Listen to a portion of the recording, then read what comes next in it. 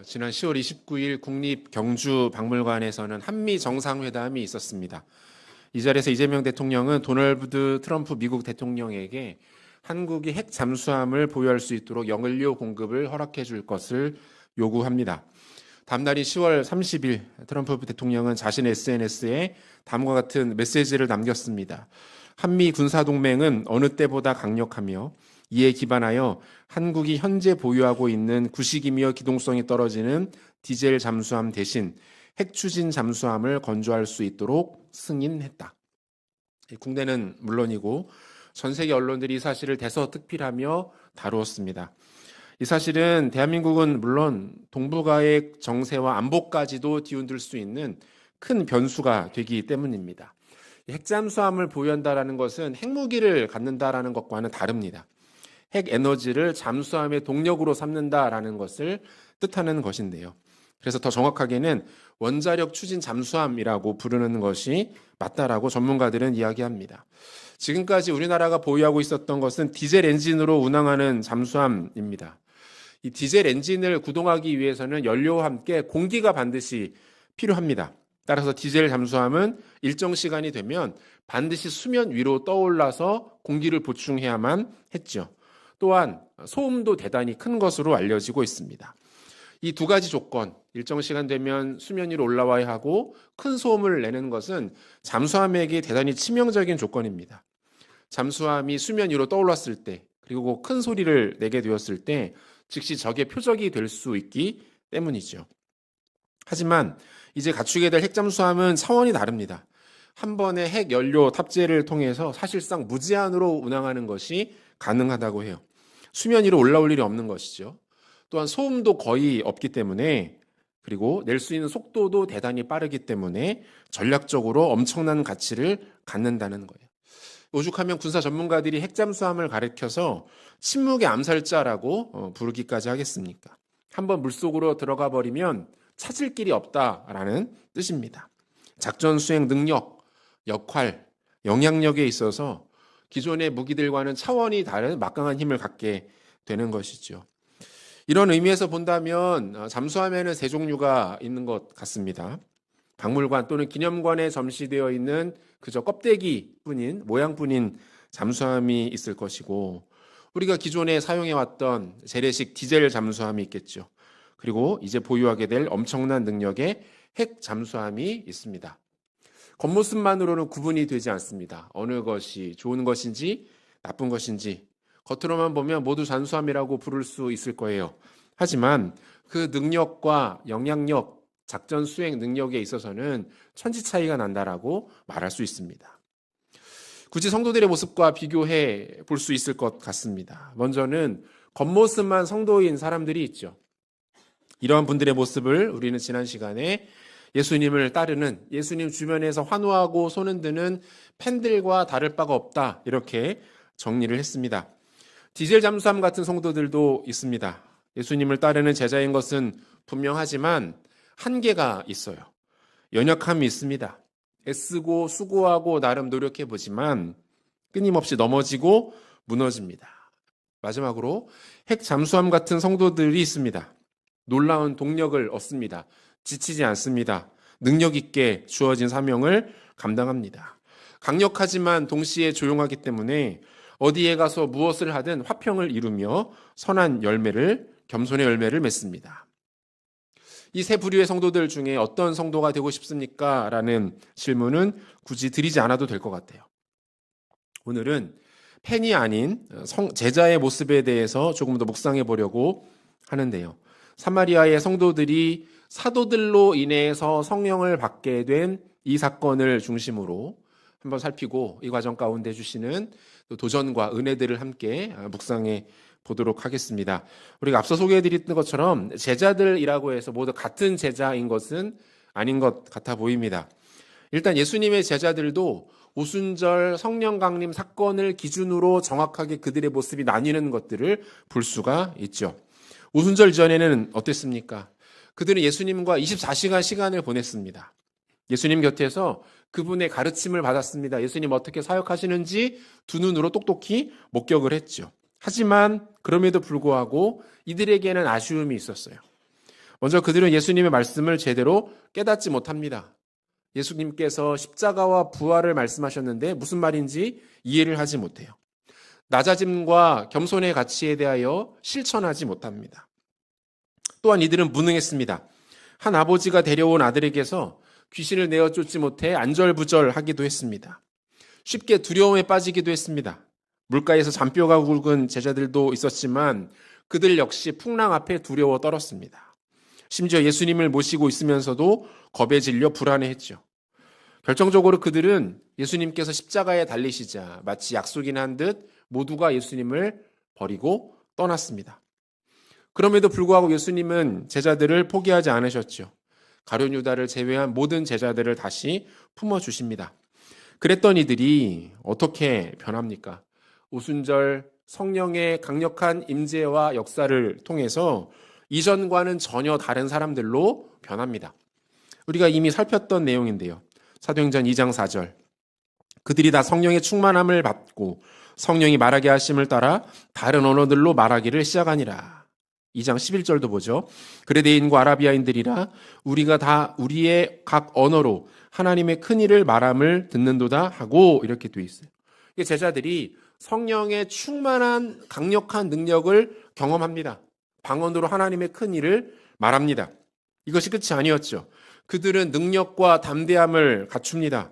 진정한 영적 권위를 갖게 되죠. 사도행전 4장 13절과 14절입니다.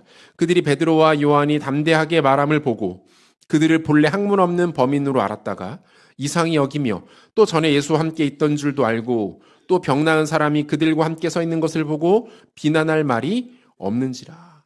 주변 사람들도 놀란 거예요. 그동안 알아왔던 보아왔던 제자들의 모습이 아니었습니다. 나약하거나 어리석지 않았어요. 그들에게는 영적 권세가 있었습니다. 지혜와 명철이 충만합니다. 용기와 담대함으로 상황을 압도합니다. 사람들을 움직이는 힘이 그들에게 있었던 거죠. 이 모든 변화와 능력의 원동력은 한 가지였어요.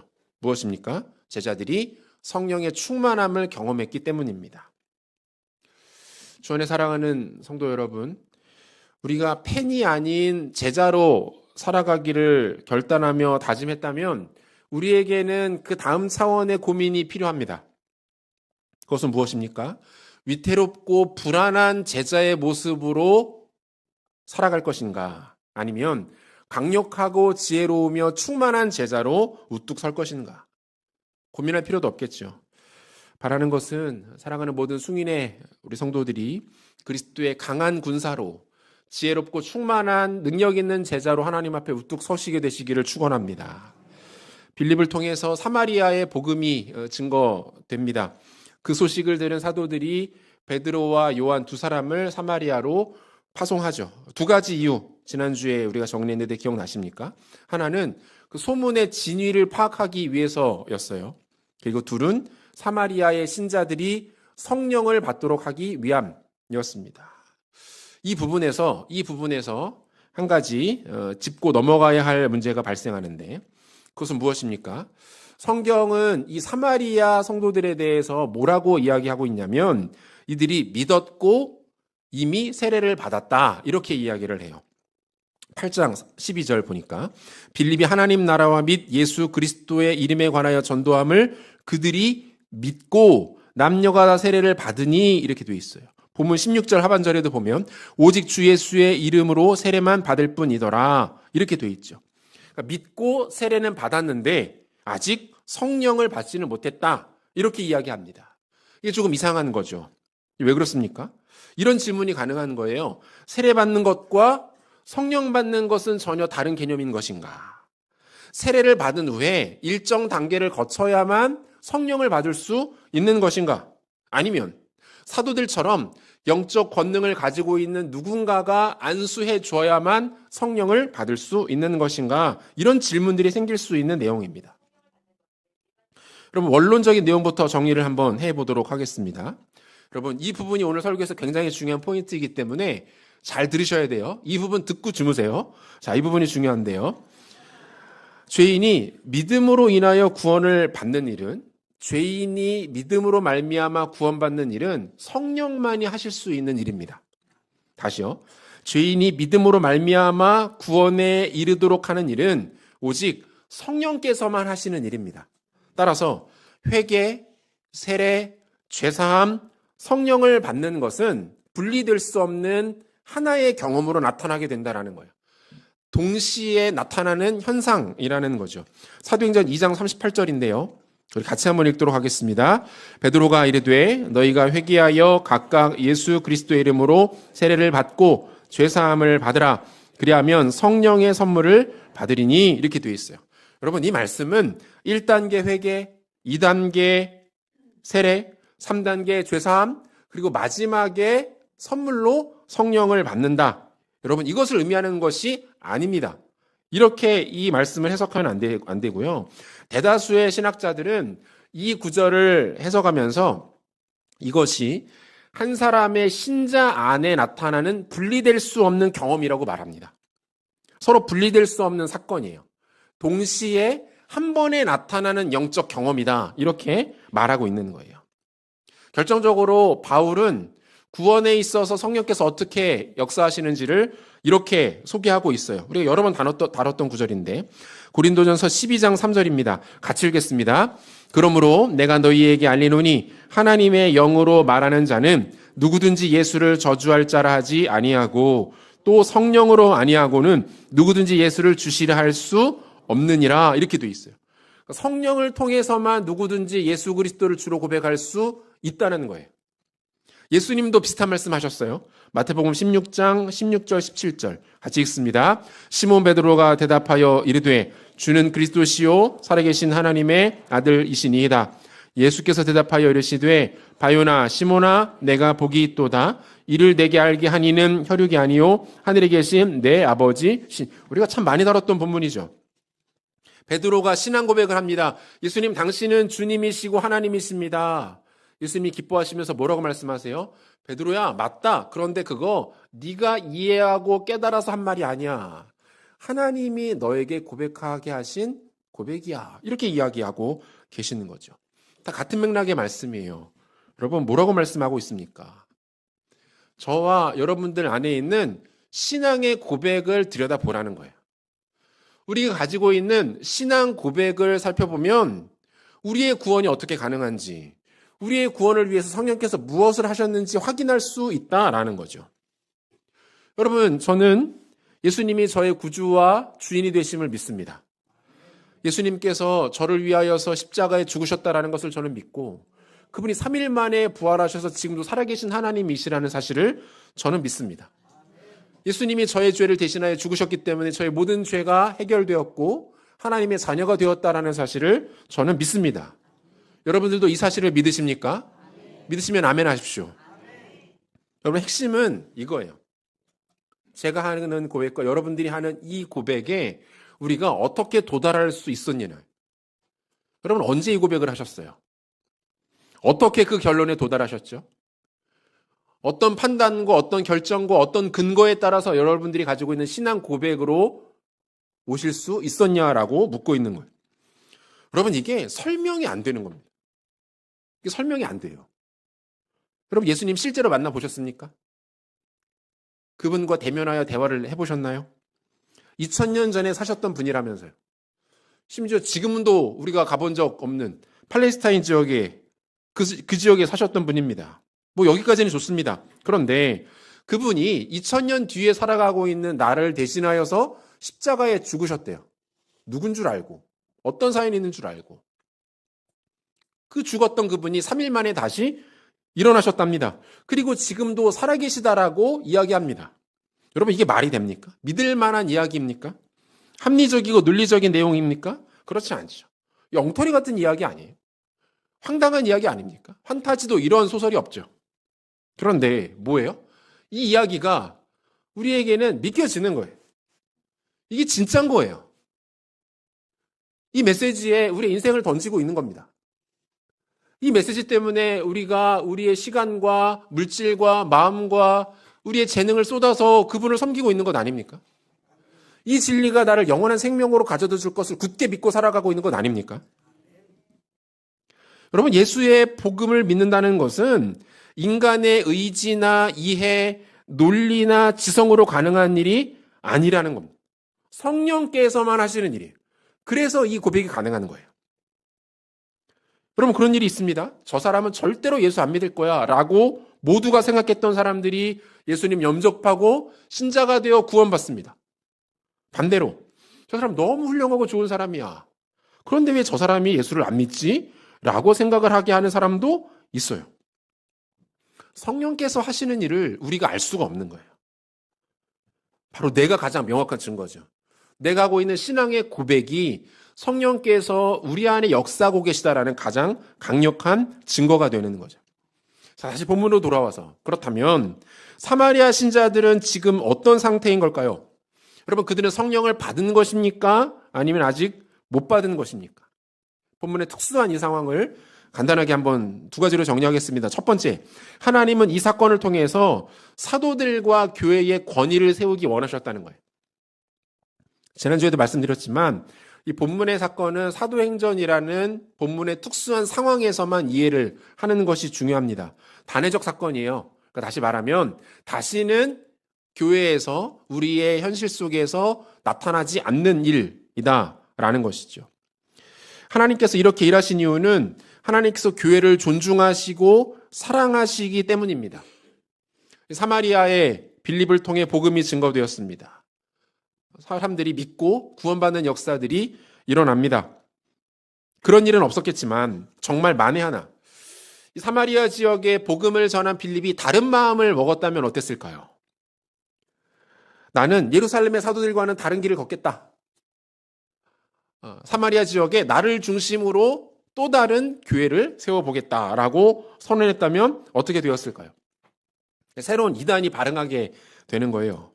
하나님의 은혜와 구원의 역사는 크게 오염되었을 것이 분명합니다. 그래서 베드로와 요한이 사마리아에 가야만 했던 거예요. 그들이 사마리아의 신자들에게 안수할 때 성령께서 역사하십니다. 다시 말하면 하나님이 그 자리 가운데 공인하시는 거죠. 이 사건은 두 가지 효과를 얻을 수 있었어요. 하나는 사마리아의 신자들이 예수님이 직접 세우신 사도들과 교회의 지도 아래 들어올 수 있게 되는 사건이었고, 두 번째는 사도들이 사마리아인들을 포함한 이방인들도 구원받을 수 있다라는 사실을 눈으로 목격하게 된 사건이었습니다. 이 사건은 하나님이 사도들을 세워주시고 사도들을 통해서 교회의 권위를 견고하게 하시고 하나님의 방식, 복음이 증거되고 영혼과 온 땅을 구원하시려는 하나님의 계획이 오직 교회를 통해서만 성취된다라는 사실을 보여주시는 사건이었다는 것. 사랑하는 성도 여러분, 자주 강조드리지 않습니까? 하나님의 관심과 기대는 교회에 있는 줄로 믿으시기를 바랍니다. 하나님은 교회를 통해서 일하십니다. 교회를 통해서 자신의 꿈과 계획을 결국 완성하십니다. 2019년에 방송되었던 보좌관이라는 드라마가 있어요. 이 드라마는 그 제목처럼 국회의원들을 뒤에서 보조하고 법안과 정책의 실무를 담당하는 그 국회의원의 보좌관들의 이야기를 그리고 있습니다. 그들이 겪는 고충, 갈등, 이런 것들을 잘 묘사하고 있는 그런 작품인데, 이 드라마의 부제가 이렇게 돼 있어요. 세상을 움직이는 사람들, 이렇게 돼 있어요. 그러니까 이 작가와 연출가는 어떻게 본 거예요? 온갖 스포트라이트를 받고 언론과 사람들의 조명을 받는 국회의원들이 사실은 세상을 움직이는 것이 아니라 정작 이들 밑에서 중요한 실무를 담당하고 이들이 원만한 국정을 감당할 수 있도록 돕는 그 손길들이, 그 존재들이 사실은 세상을 움직이고 있는 것이다라고 보았던 것이죠. 실제로 제 아무리 탁월하고 영향력이 막강한 국회의원이라 하더라도 유능한 보좌진들을 곁에 두지 못하면 정상적인 의정 활동하는 것이 제한됩니다. 결국 연임에도 실패하면서 의원직을 상실할 수밖에 없는 거죠. 그러니까 세상을 움직이는 힘이 단지 겉으로 드러나는 것, 모든 사람이 주목하는 대상, 화려하고 압도적인 그 무엇에 있지 않다라는 거죠. 여러분 기억하십시오. 마찬가지 아닙니까? 온 우주와 만물, 세상과 역사를 주관하시는 분은 지금도 살아계신 하나님이십니다. 그리고 그분이 이 세상을 또 영혼들을 구원하시며 이끌어가시는 단 하나의 방식은 교회인 줄로 믿으시기를 바랍니다. 하나님 앞에 깨어있는 교회, 교회에게 주어진 사명을 정확하게 분별하고 그것에 집중하는 교회를 하나님 사용하시고 그 교회를 통해서 하나님 나라의 역사가 성취되고 완성된다는 거예요. 몽골의 수도인 울란바토르에서 비행기를 타고 서북쪽으로 한 2시간 40분 정도 날아가면 옵스라는 작은 소도시가 있습니다. 2019년에 팀을 이끌고 이 지역에 가서 한 2주 정도 이렇게 사역을 하고 올 수가 있었는데 당시에 이 지역에 교회가 딱 하나 세워져 있었어요. 그리고 저희 팀이 방문했을 때가 이 교회가 세워진 지 10주년이 되던 그런 때였습니다. 진짜 시골입니다. 몽골에서 비행기를 타고 2시간 40분을 가야 되니까 저 끝지역이에요. 한국 사람 한 명도 없습니다. 딱 한 명 있어요. 그 지역에 오신 자매 선교사님 한 분이 그 지역에 가서 복음을 전했고 교회를 세웠고 그 교회가 벌써 10년을 견뎌내고 있었던 거예요. 그 지역이 티베트 불교가 주를 이루는 지역이고 고산 지역 특유의 무속신앙이 굉장히 강력한 곳입니다. 10년을 어떻게 지내셨는지 이야기를 들어보니까 별의별 일들이 다 있었던 거예요. 영적인 공격들이 끊임없이 선교사님과 교회에 몰아치고 있었고 심지어 한 번은 정말 아무 이유도 없는데 갑자기 교회에 불이 나가지고 교회가 절반 이상 타버리는 일도 있었다고 합니다. 그런데 그곳에 그 교회가 생명력 있게 자라나고 있었던 거예요. 견뎌내고 있었던 거예요. 그리고 그 교회가 10주년을 맞이하고 있었습니다. 작지만 교회 건물도 지었어요. 그 지역의 영혼들을 그리스도께로 인도하고 있었습니다. 얼마 전에는 그 교회에서 자라난 청소년이 성인이 되고 신학 공부를 하고 목사 안수가 되어서 그 교회 담임 목사로 부임했다라는 이야기도 들을 수가 있었습니다. 그리고 그 지역의 이야기를 들어보니 벌써 그 교회를 중심으로 10개의 교회가 세워졌다는 거예요. 사랑하는 성도 여러분, 하나님께서 교회를 통해 하시고자 하는 일들을 막을 수 있는 세력은 없습니다. 하나님의 교회를 통해서 그분의 복음의 능력과 역사를 펼쳐나가시는 과정에서 이것을 막아세울 수 있는 존재는 없다는 거예요. 그러므로 교회가 교회됨의 영광을 깨닫고 교회의 건강함과 사명을 지켜간다면 그 교회는 하나님의 영광을 반드시 나타낼 줄로 믿습니다. 순익교회가 그런 교회 되기를 축복합니다. 두 번째, 하나님은 본문의 사건을 통해서 하나님께 순종하는 삶, 즉 성령 충만의 영광과 능력은 무엇인지를 보여주기 원하셨던 거예요.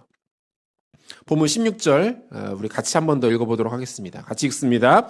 이는 아직 한 사람에게도 성령 내리신 일이 없고 오직 주 예수의 이름으로 세례만 받을 뿐이더라. 자, 이 구절에서 우리가 주목해 봐야 될 동사 하나 있는데 성령 내리신이라는 표현에서 이 내리다라는 동사 중요합니다.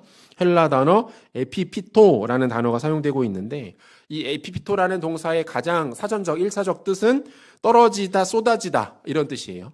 일반적으로 이 단어는 임재 또는 갑작스러운 방문 내지는 사건을 뜻하고 결정적으로 영적 권능의 부여라는 의미를 갖는다라는 거죠. 이 동사가 사도행전에 또 한 군데 사용됩니다. 사도행전 10장에 한 차례 더 사용이 되는데 사도행전 10장 44절과 45절입니다. 베드로가 이 말을 할 때에 성령이 말씀 듣는 모든 사람에게 내려오시니 베드로와 함께 온 할례 받은 신자들이 이방인들에게도 성령 부어주심으로 말미암아 논란이 이렇게 되어 있어요. 이게 어떤 사건입니까? 로마의 백부장이었던 고넬료가 성령을 경험하는 장면이에요. 여기에서 성령 부어주심, 여기에도 같은 헬라어 동사 에피피토가 사용되고 있다는 거죠. 그런데 이 상황이 오늘의 본문과 매우 유사합니다. 고넬료라는 사람 이방인이었어요. 예수 그리스도의 십자가, 부활, 성령에 대해서 들어본 적이 없는 사람이에요. 그런데 성경은 이 고넬료라는 사람이 하나님 앞에 의인이었고 그 하나님을 경외하는 사람이었다 이렇게 소개합니다. 무엇을 말해요? 이 사람이 구원받은 하나님의 사람, 하나님께서 부르시고 택하신 사람이었다라는 것을 말하고 있는 거죠. 그런데 그에게 어때요? 또다시 성령이 부어지고 있는 거예요. 오늘의 본문과 굉장히 유사한 상황인 거죠. 여러분, 우리가 앞에서도 살폈습니다.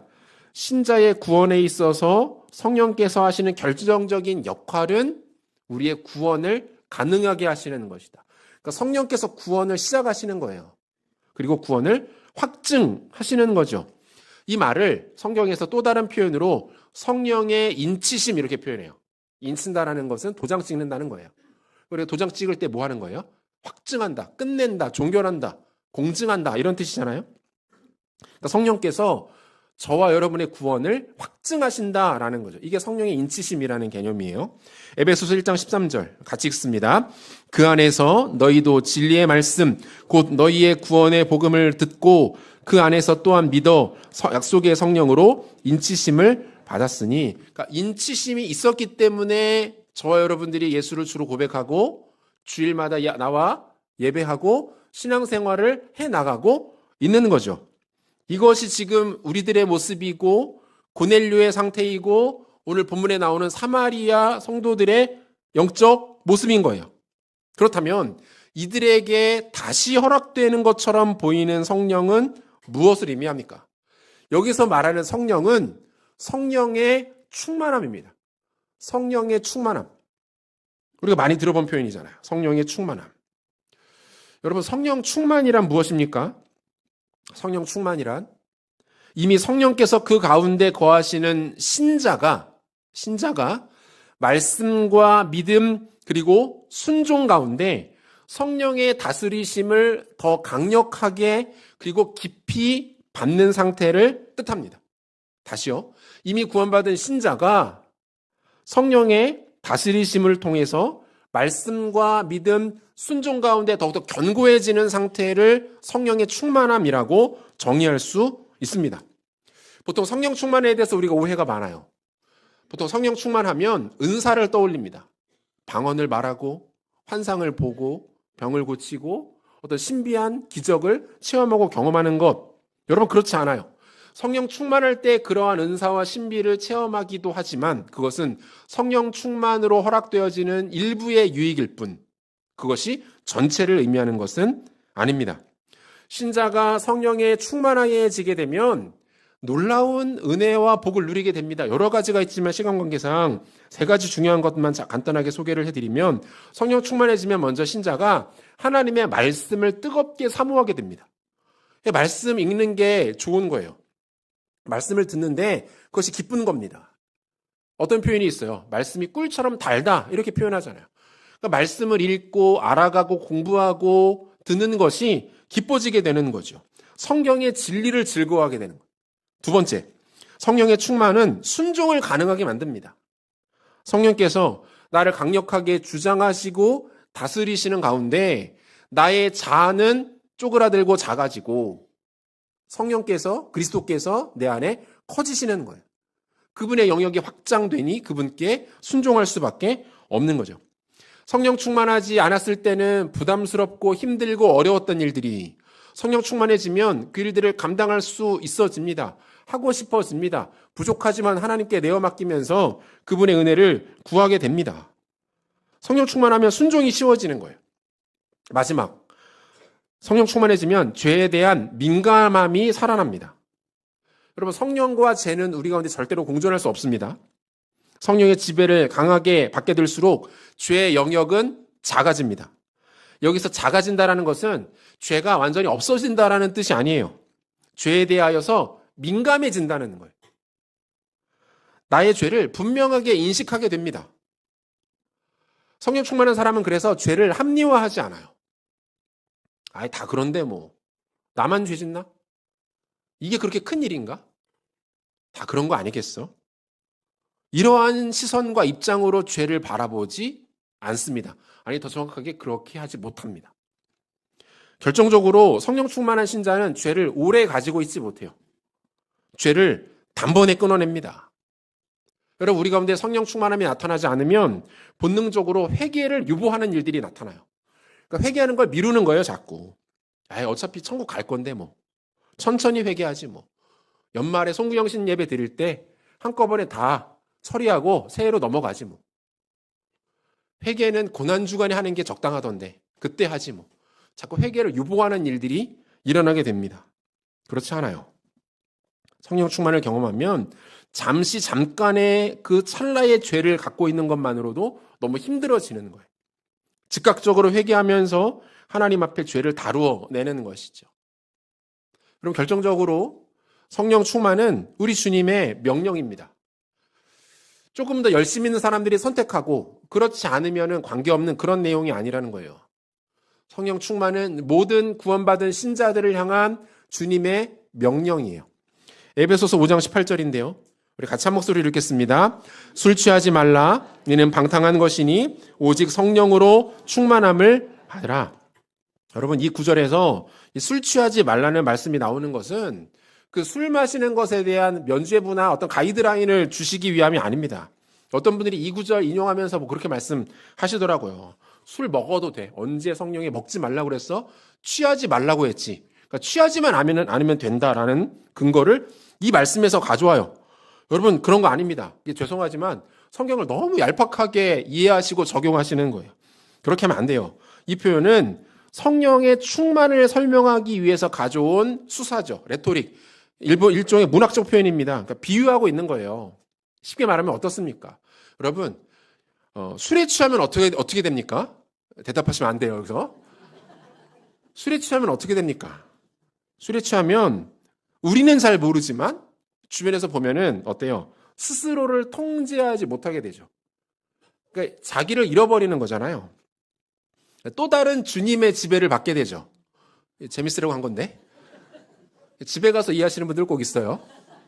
또 다른 주님의 지배를 받게 된다고요. 다른 주인의 통치와 다스림을 받게 되는 일들이 일어납니다. 성령 충만이 마치 이와 같다는 거예요. 다른 인격의 강력한 지배를 받게 되는 상태. 뭡니까? 술이 아니라 다른 어떤 대상이 아니라 하나님의 통치와 지배를 받으라는 거예요. 그게 성령 충만이라고 말씀하고 있는 거예요. 신자 안에 거하시는 성령의 지배, 성령의 통치, 성령의 다스림을 받고 그 앞에 순종하라는 겁니다. 하나님의 영이신 성령께서 주시는 마음을 품고 그분이 말하게 하시는 것을 말하고 내가 원하고 기뻐하는 것 아닙니다. 성령께서 기뻐하시고 즐거워하시는 선한 일들을 행하는 거죠. 여러분, 이것이 뭐라고요? 모든 신자들을 향한 주님의 명령입니다. 자, 이제 마지막. 그렇다면 신자는 어떻게 하면 성령의 충만을 경험할 수 있는가? 주님 우리에게 명령하셨는데 성령의 인치심으로 이미 구원받은 모든 신자들에게 성령 충만 받으라라고 명령하셨는데 그것은 어떻게 가능한가? 어떻게 신자는 성령 충만해질 수 있는가?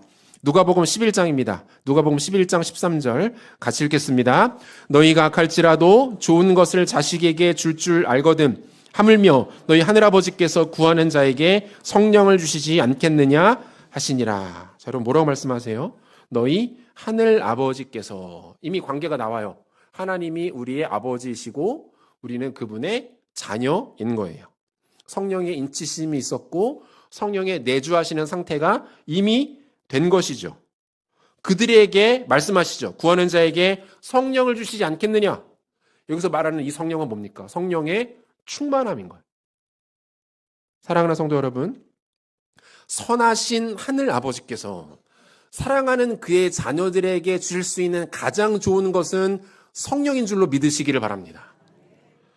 신자가 누릴 수 있는 가장 복된 상태, 가장 영광스러운 상태, 가장 강력한 상태, 가장 힘있는 상태는 무엇입니까? 성령을 충만하게 받는 상태. 다른 건 없습니다. 다른 건 필요하지 않아요. 다른 건 의미가 없습니다. 아버지께서 우리에게 주시고자 하는 가장 존귀하고 영광스러운 능력은 성령인 줄로 믿으시기를 바랍니다. 이것은 어떻게 받을 수 있는 거예요? 기도할 때 허락된다는 거예요. 간절하게 찾고 구할 때 주시겠다. 아버지가 자녀에게 약속하시는 거예요. 즉 하나님 앞에 개인적으로 기도할 때마다 이제 루틴이라고 하죠. 기도를 시작하면서 꼭 반드시 거치는 몇 가지의 기도의 제목들이 있어요. 저는 하나님 앞에 뭐 길든 짧든 기도할 때 하나님 저를 긍휼히 여겨 주십시오. 불쌍히 여겨 주십시오. 그리고 주의 영광을 보여주십시오. 이렇게 기도를 시작합니다. 그리고 5가지를 꼭 하나님 앞에 구해요. 하나님 성령의 충만함을 주십시오. 2번째, 하나님 말씀의 권세와 능력 주셔서 성도들 말씀으로 잘 먹일 수 있도록 해주십시오. 지혜와 명철을 주십시오. 맡겨주신 교회 지혜롭게 잘 섬길 수 있도록 도와주십시오. 네 번째, 체력과 건강 주셔서 지치지 않고 살아갈 수 있도록 도와주십시오. 마지막 다섯 번째, 좋은 동역자들 붙여주셔서 함께 동역의 은혜를 누릴 수 있게 은혜를 베풀어 주십시오. 저는 다섯 가지 꼭 하나님 앞에 기도해요. 언제든지 다섯 가지 기도하며 시작합니다. 첫 번째가 뭐예요? 성령의 충만함. 제가 저를 아는 거죠. 성령 충만함을 구하지 않으면 안 되는 겁니다. 못합니다. 방법이 없어요. 성령 충만함을 구하고 성령의 충만함을 받아야만 말씀 전할 수 있고 교회 섬길 수 있고 성령님들 위해서 기도할 수 있는 것 아닙니까? 가장 첫 번째 간구는 성령의 충만함입니다.